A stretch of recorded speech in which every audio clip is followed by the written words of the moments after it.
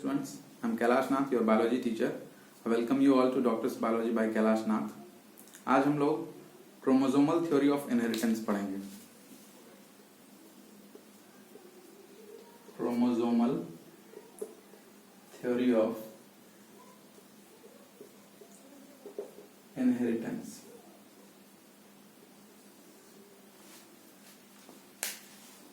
अभी तक हम लोग इनहेरिटेंस के बारे में जानते हैं कि इनहेरिटेंस एक जनरेशन से दूसरे जनरेशन में जेनेटिक इंफॉर्मेशन के ट्रांसफर को बोलते हैं।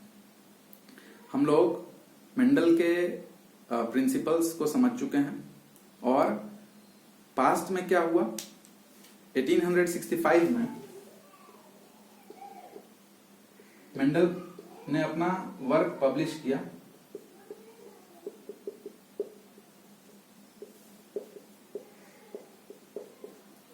लेकिन मेंडल के लॉज बहुत ज्यादा वाइडली स्प्रेड नहीं हो पाए। उसका कारण ये था कि उन्होंने एक लोकल मैगजीन जिसका नाम annual proceedings of natural history society of Brunn था, उसमें पब्लिश किया और ये लोकल मैगजीन था, इसलिए बहुत ज्यादा वाइड स्प्रेड नहीं हो पाया मेंडल का काम। इसके अलावा उस टाइम के जो डोमिनेंट बायोलॉजिस्ट थे डार्विन्स, उनके वर्क के कारण भी इनको ज्यादा पब्लिसिटी नहीं मिली। और मेंडल मैथमेटिशियन थे, उनका बायोलॉजिकल वर्ल्ड को इन्फ्लुएंस करना ये चीज बहुत ज्यादा डाइजेस्टेबल नहीं था उस समय के लोगों के लिए। इसके अलावा मेंडल जिस फैक्टर्स की बात कर रहे थे, जिसको अब हम लोग जीन्स के नाम से जानते हैं, उन फैक्टर्स के होने या ना होने के कोई बहुत ठोस उनके पास जो है वो एविडेंसेस नहीं थे, इसलिए उनका काम बहुत ज्यादा वाइड स्प्रेड नहीं हो पाया बायोलॉजिकल वर्ल्ड में। लेकिन बाद में तीन साइंटिस्ट ईयर 1900 में रीडिस्कवरी ऑफ मेंडल्स वर्क, तीन साइंटिस्ट आपको पता है, कॉरन्स, शेरमैक और ह्यूगो डी व्रीज। इन्होंने ऑब्जर्व किया कि मेंडल ने अपने टाइम में जो काम किया, जो ऑब्जर्वेशन उन्होंने किए और उसके अलावा जो लॉज पोस्टुलेट्स जो उन्होंने दिए वो काफी आउटस्टैंडिंग थे। और ईयर 1902 में दो साइंटिस्ट सटन एंड बोवेरी, ये इन दोनों ने क्रोमोसोमल थ्योरी ऑफ इनहेरिटेंस दिया। सुटॉन, इन्होंने अपना वर्क ग्रासहॉपर पे और बोवेरी, इन्होंने अपना वर्क सी अर्चिन पे किया था। और इन दोनों ने जो फाइंडिंग्स उनको मिली उसको कंबाइन करके इन्होंने फिर बाद में क्रोमोसोमल थ्योरी ऑफ इनहेरिटेंस दिया। हम लोग देखें कि क्रोमोसोमल थ्योरी ऑफ इनहेरिटेंस जो सुटोन एंड बोवेरी उसमें जो कह रहे हैं, और मेंडल उन्होंने जो अपने लॉज में कहा,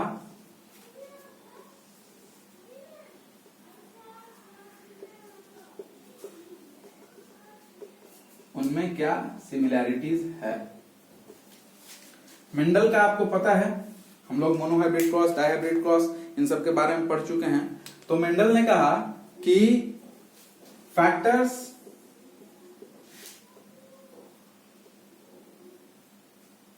आर इन पेयर्स, फैक्टर्स जो है वो पेयर में होते हैं। और यही चीज सुटॉन एंड बोवेरी ने भी कहा कि क्रोमोसोम्स कम्स इन पेयर। और अब हम लोग को पता है कि क्रोमोसोम्स पे जीन होते हैं, है ना। और ये जो पेयर है क्रोमोसोम्स का, इसको हम लोग होमोलोगस पेयर बोलते हैं या होमोलोगस क्रोमोसोम भी बोलते हैं। और फैक्टर्स के जो डिफरेंट फॉर्म हैं उनको हम लोग एलील्स बोलते हैं। इनमें एक एलील पैटर्नल होता है और दूसरा मैटरनल।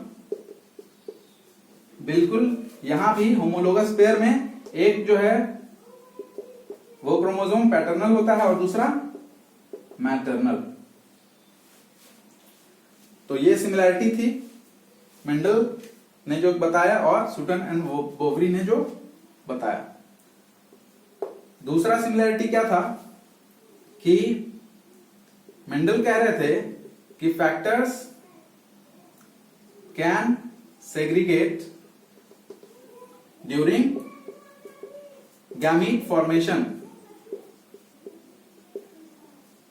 और सूटन एंड बोवरी भी यही कह रहे थे कि क्रोमोसोम सेपरेट ड्यूरिंग मियोसिस, है ना, या सेल डिवीजन। और देखिए, आप जब सेग्रीगेशन की बात करते हैं तो गैमीट जब हम लोग बनाते थे मोनोहाइब्रिड क्रॉस या डाइहाइब्रिड क्रॉस में, पता है कि ये एक एलील इसमें जाएगा और दूसरा इसमें, और दो तरह के गैमीट बनेंगे। वही बात यहां पर है। अगर क्रोमोसोम्स के टर्म में बात करें तो ये देखिए, ये होमोलोगस पेयर ऑफ क्रोमोसोम है। सेल डिवीजन के दौरान ये मेटाफेजिक प्लेट पर अरेंज होंगे और फिर इनका सेपरेशन होता है, अलग अलग हो जाते हैं, ये अलग अलग गैमीट में जाएंगे। और मेंडल ने कहा कि फैक्टर्स कैन असॉर्ट इंडिपेंडेंटली, और देखिए यहां अगर हम लोग इन सब के बारे में, इंडिपेंडेंट असॉर्टमेंट के बारे में जानते हैं, अगर नहीं पता है तो एक बार जान लें कि सपोज कीजिए कि ये एक पेयर है एलील्स का और ये एक पेयर है, तो this A can go with this capital B और this capital A can also go with B. तो नया कॉम्बिनेशन इस तरह से, या फिर ये बन सकता है, दोनों के साथ कॉम्बिनेशन इसका हो सकता है, जो कि इंडिपेंडेंट असॉर्टमेंट का मतलब है। और यहां क्रोमोसोम्स में भी सूटन एंड बोवरी ने कहा कि क्रोमोसोम्स कैन असॉर्ट इंडिपेंडेंटली। देखिए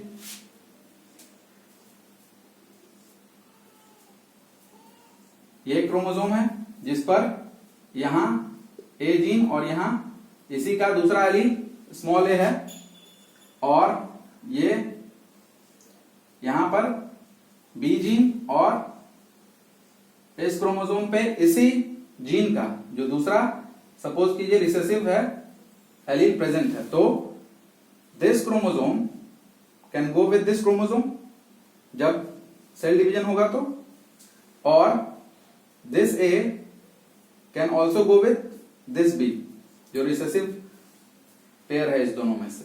this is called independent assortment. इसका मतलब है कि मेंडल जो बता रहे थे और सूटन एंड बोवरी जो बता रहे थे वो दोनों बिल्कुल एक ही बात थी, बस मेंडल कुछ फैक्टर्स की बात कर रहे थे जिनके बारे में एग्जैक्टली उनको खुद भी ये बात नहीं पता थी कि ये एक्चुअली एग्जिस्ट करते हैं कि नहीं करते हैं, और सूटन एंड बोवरी ने इसी बात को क्रोमोसोम्स के टर्म में कहा।